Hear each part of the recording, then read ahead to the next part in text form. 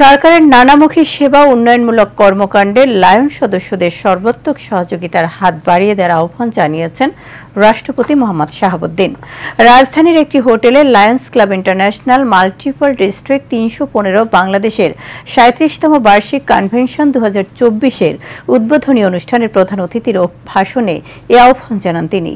রাষ্ট্রপ্রধান বলেন, বেসরকারি সেবামূলক সংস্থা হিসেবে পরিবেশ সংরক্ষণ, দারিদ্র্য বিমোচন, দুর্নীতি দমন, আইনের শাসন প্রতিষ্ঠা ইত্যাদি কার্যক্রমে লায়ন্স ক্লাব ইন্টারন্যাশনাল আরও বেশি অবদান রাখবে।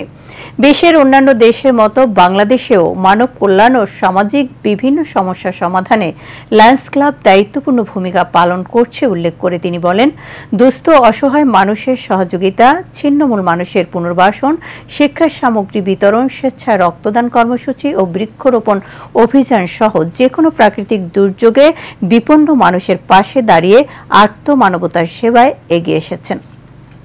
পরিবেশ, জলবায়ু, স্যানিটেশন, প্রজনন, স্বাস্থ্য ইত্যাদি ক্ষেত্রে আপনাদের কাজ করার পর্যাপ্ত সুযোগ ও সামর্থ্য দুটোই আছে।